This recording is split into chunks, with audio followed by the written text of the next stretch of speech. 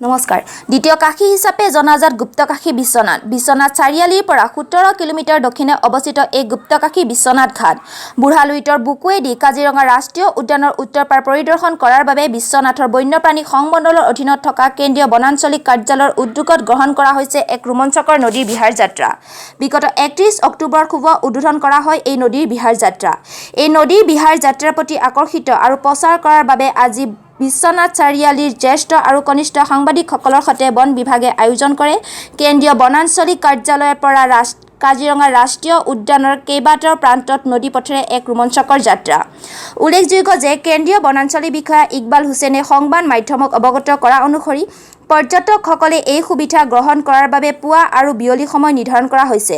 লগতে এই ৰোমাঞ্চকৰ যাত্ৰা উপভোগ কৰিবলৈ আগ্ৰহী পৰ্যটকসকলে 9678278428 আৰু 9365682689 নম্বৰত বুকিং কৰিব লাগিব নিজৰ নাম। ইফালে জ্যেষ্ঠ সাংবাদিক নিৰঞ্জন হাজৰিকাৰ মন্তব্য কেন্দ্ৰীয় বনাঞ্চলিক বিষয়া ইকবাল হুছেইনৰ প্ৰচেষ্টাক আদৰণি জনাইছোঁ। কাজিৰঙা ৰাষ্ট্ৰীয় উদ্যানৰ পৰিদৰ্শনৰ কৰাৰ ক্ষেত্ৰত পৰ্যটকৰ বাবে গুপ্তকাশী বিশ্বনাথ ঘাট এক উত্তম স্থান। পৰ্যটকৰ দিশত এক নতুন ঢাপ সৃষ্টি কৰিব এই পদক্ষেপে। বিহালীৰ পৰা ভুৱন দৈতালৰ ৰিপৰ্ট, দিছপুৰ দিল্লী নিউজ, গুৱাহাটী। হয়, এইটো এটা বিশ্বনাথক পৰ্যটনৰ ক্ষেত্ৰ হিচাপে গঢ় দিয়াৰ কাৰণে বিভিন্ন মহলে প্ৰচেষ্টা চলাই আছে আৰু মই পোনপ্ৰথমেই আদৰণি জনাইছোঁ আমাৰ বনাঞ্চলিক বিষয়া ৱাইল্ড লাইফৰ ইকবাল হুছেইন ডাঙৰীয়াক।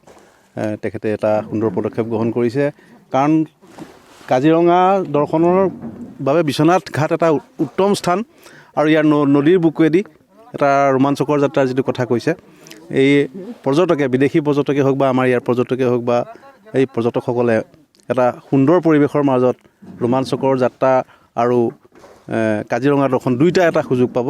মই তেওঁক আচলতে ধন্যবাদ জ্ঞাপন কৰিছোঁ। আমি ভাবিম এটা বিশ্বনাথৰ আমি বিভিন্ন দল সংগঠনে বা হওক বা বিভিন্নজনে হওক দাবী জনাই আছে, এটা সুন্দৰ পদক্ষেপ হ'ব আৰু এটা নতুন ঢাপ হ'ব বুলি আমি ভাবিছোঁ। ঠিক আছে, নৌকা বিহাৰ আৰম্ভ কৰিছে, কি ক'ব?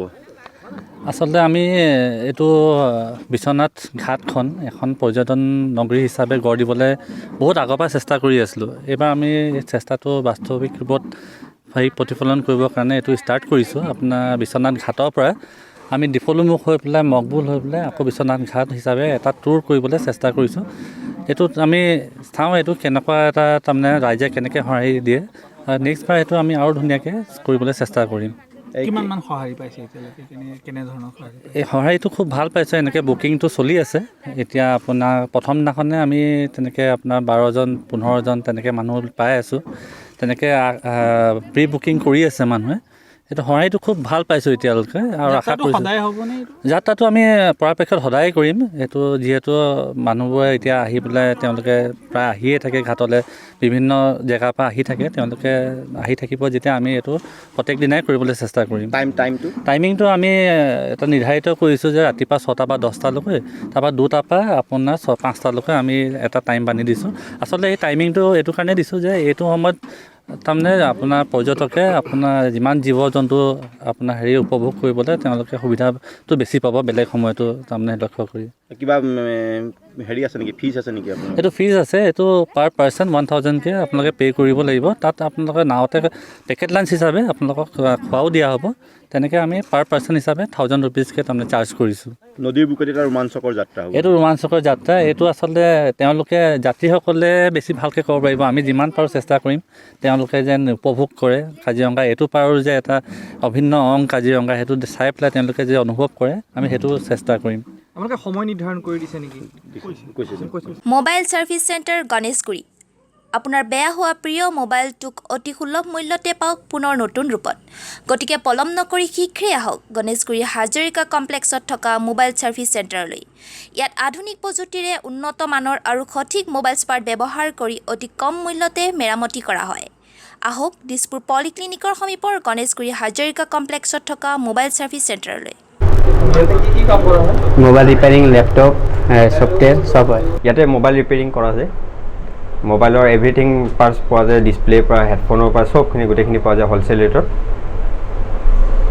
ডিছপ্লে ফল্ডাৰ এইবোৰ চব পায়? চব মডেলৰ আপুনি এভৰিথিং মডেলৰ পাব। মোবাইল ৰিপেয়াৰিঙে হয় না লগত আৰু কিবা মোবাইলো হয়, লেপটপ হয়, এভৰিথিং আৰু ইলেক্ট্ৰিক বস্তু যোনখিনি আছে গোটেইখিনি। তাৰপিছত বাকী ইয়াতে অৰিজিনেল ফ'ল্ডাৰ যদি আপুনি কাটিং কৰাব বিচাৰিছে, এই কাটিং মেচিন আছে আমাৰ তাতে পেষ্টিঙৰ। কি বস্তু কাটিং আপুনি যদি অৰিজিনেল ফ'ল্ডাৰখন যদি অকণমান ওপৰৰ টাচটো যদি ফাটিছে, সেই টাচটো বদলাব পাৰে আপুনি কাটিং কৰি ছিংগেল কে ছিংগেলকৈ। এইটো প্ৰাইচটো প্ৰাইচটো আপোনাৰ হ'লচেল ৰেটত একদম কম দামতে হৈ যাব।